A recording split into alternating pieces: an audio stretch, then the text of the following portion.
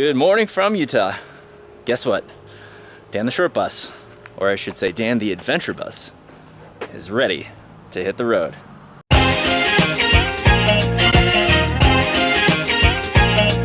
Today I'm going to, oh look, I dropped my free snack from last night at the Standing Rock solidarity thing.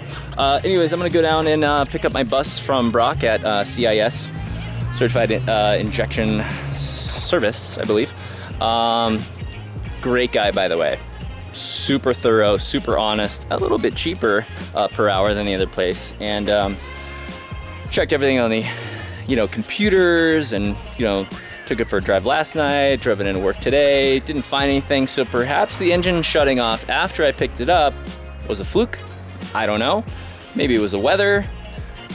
Perhaps they used at the bus place an aftermarket sensor, which I've heard on different forums is not the best one. It's better to get OEM. I don't know. I'll have to ask them. And yeah, so I'm ready to hit the road. Oh, and also, looks like a local news station wants to have me on the show, but that would mean another 9 days in Utah. So I'm gonna call them back and ask them if they have something sooner. If not, I don't know if it's worth it to do it on the 11th, because I wanna get to Seattle by the 12th and they want my bus with me. But that, by the way, is a really long drive. I couldn't make it in time for the 12th. So that's kind of cool. I like people being interested in my adventure and Dan the Adventure Bus. So let's see what happens today. I might be heading out. I don't know. Just made friends with my Uber driver Hugh, and he wanted to check out the bus. So hi. Here's Hugh. He's scoping out the bus here, and that's very cool. Yeah, thanks, man. Did a lot of work on it. All right, let's go talk to Brock. Bueno. How's it going, buddy? Going good. How are you? Oh, it's another day. Yeah. Yeah, trying to fix broken stuff. Sometimes you win, sometimes you lose. Yeah, I hear you. There's Brock the man over at CIS. All right. Thanks again, dude. See you, Jack. All right, later. All right, I got Dan the Adventure Bus back in my hands, and I got a awesome estimate on what I should have been charged for over at the bus place. So I think I'm gonna give them a call and see what their updated estimate is and see what kind of refund I can get. Besides that, he didn't really find anything wrong, which I'm happy about. But I don't know why it stalled. We talked about a couple potential issues. Nothing came up on the computer, but there could be something which shortly in the future, maybe 10,000 miles, might need to be replaced, and he told me how to replace that. So if it does go out, I will replace that myself. Other than that, I think I'm just gonna head back to the house. So let's go for a ride. All right, guys, I am turning around. Had a great experience over at CIS with Brock, but I was going down the road. I'm gonna try and leave the camera on. I was going down the road at a low RPM at about 30 miles an hour, and I got one hiccup, and then I got another hiccup shortly after that. So we were talking about potentially this other sensor being the issue. So I'm gonna head back over there and let him know there was a couple hiccups, and hopefully I can catch it on video here, and hopefully I don't crash into anything.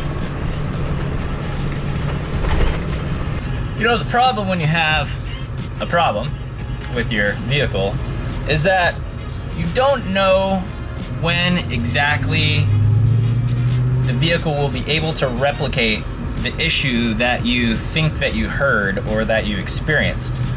So driving back, I haven't been able to document this little hiccup noise on camera yet, and I got about a quarter mile to go. But there's something going on for sure. All right, so I made it back here just to show you how awesome of a guy Brock is. I already paid him for work he's already done, but he's jumping on the computer again to try and fix this problem here, because I'm sure he wants to fix it. He wants to figure out what this thing is, because I sure do. So anyways, Dan, I promise we'll get you on the road. So we pulled up a code here, we're out for a little drive, and it looks like intermittent camshaft positioning sensor going out, and we are connected here to the engine. So, do you think change it with the OEM maybe? I think it'd be better off getting a Ford or International one, yeah. All right, so stopped back in, dropped the Brock off. We went for a little ride and checked the codes. He has a kind of diagnosis on paper here.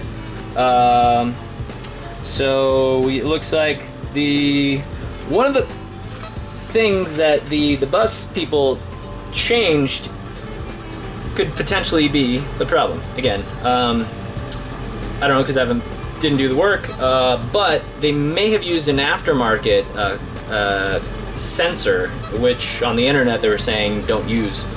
I don't know. I'm gonna have to ask them. I have to email them, give them a call, see what's going on, and hopefully I'll get back with the bus. I think I'm gonna record the whole entire drive back just in case this issue happens. At least I got it on video. I mean, we pulled the codes and it showed up on the computer scanner anyway, so that wasn't a huge thing. But yeah, I just want to get home safely, and so yeah, I got some work to do. Oh shit, car just stalled.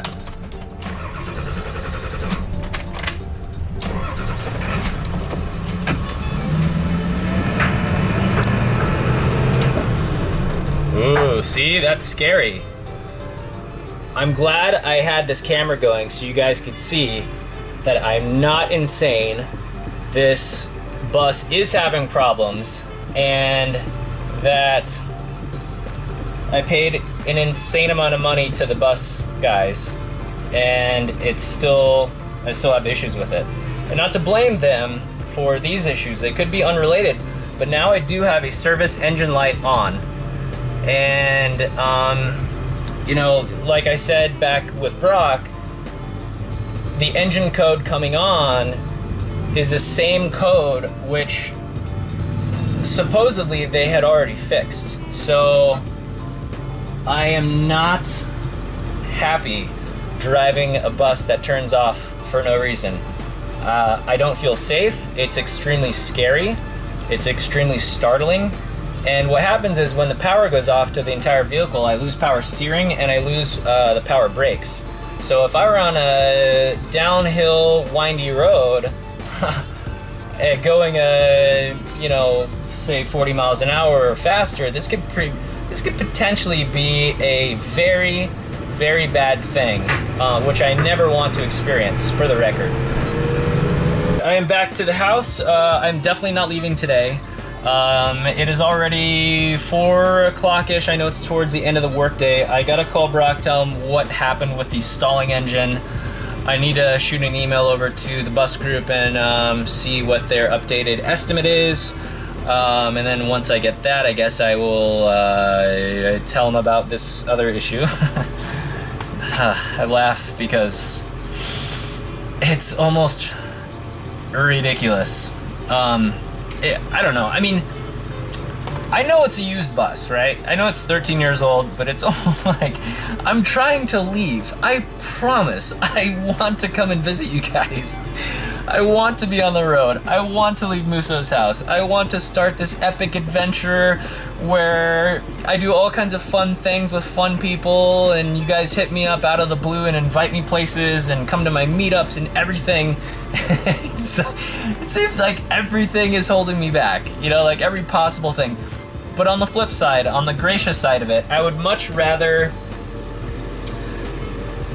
deal with these things now than deal with these things later when I'm on the road and I'm stranded somewhere. I'm thankful that I have a place to stay. I'm thankful for Muso. I'm thankful for Brock, who just, you know, had the bus for overnight and you know, checked it out and stuff like that. You know, and I'm even thankful for Shay over at the bus group for being so honest with everything. I just I want to hit the road, man. Anyways, I'm gonna jump inside and do some work, and I need some orange juice. I need some food.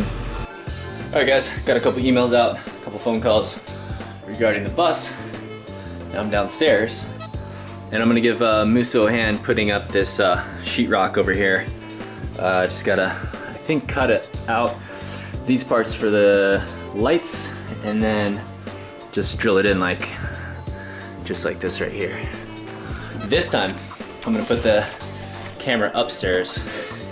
Last time I had the camera around dust in Austin, Texas, I got paint dust inside the lens. So, not gonna happen with this brand new camera. All right guys, and here is after. Put up some sheetrock, put up some sheetrock behind that. Those walls looking good. I'm gonna call it a day. We're gonna go watch Game 7 of the Cubs versus the Indian. So, see you guys mañana.